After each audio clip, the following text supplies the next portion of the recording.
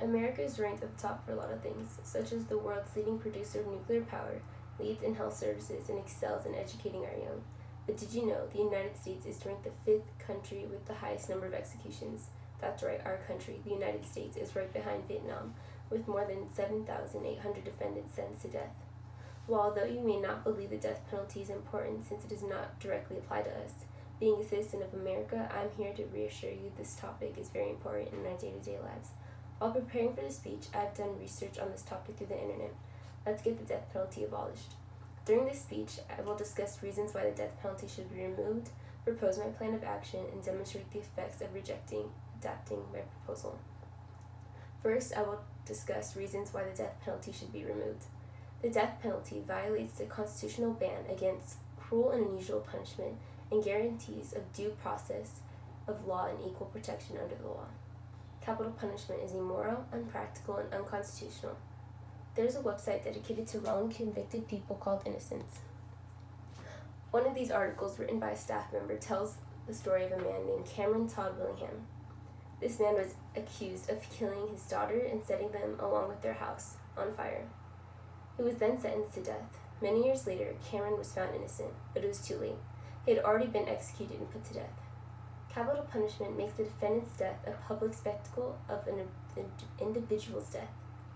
Executions are often undertaken in an extremely public manner with live broadcasting of lethal injections, which I believe to be immoral.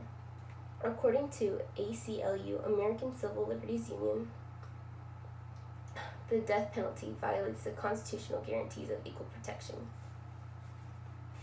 According to their website, it is imposed disproportionately upon those whose victims are white, offenders who are of color, and those who are poor and uneducated, and concentrated in certain geographic regions of the country. The death penalty is also widely viewed as inhumane. According to the Death Penalty Information Center, all Western Europe has abolished the death penalty. In Great Britain, they have abolished the death penalty in 1971, and France in 1981. In the same article, it states that 70% of the world's nations have abolished the death penalty, or at least the practice of it. Only 58 of the 197 still have capital punishment in place. In order to solve this problem, my plan is to motivate you guys to vote for the propositions that demand the Department of Justice and elect state officials to abolish or reform the death penalty. Vote for a proposition that will abolish the death penalty and replace it with a sentence of life without possibility of parole. After a death penalty study commission in New Jersey was conducted, they found that the death penalty costs the state more than sentence of life without possibility of parole.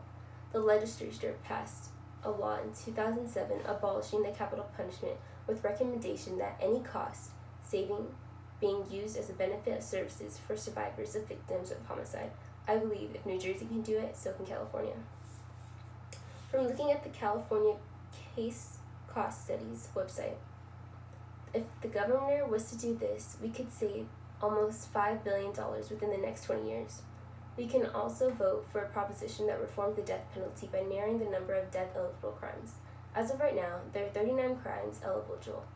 By reducing the number of death-eligible crimes to a lower number closer to 10 or 15, only the worst of the worst would be represented. While though this is not the goal, it is an option. If the governor places a statewide moratorium on executions, that would be great too. Moratoriums are used to pause debates and can be used to stop the ones surrounding the death penalty.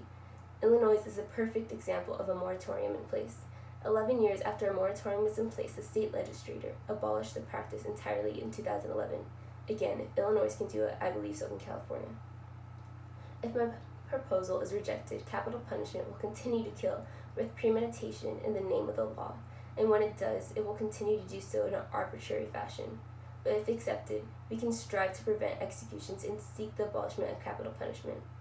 If my plan is rejected, the death penalty will continue to waste taxpayers' funds and will continue to have no public safety benefit.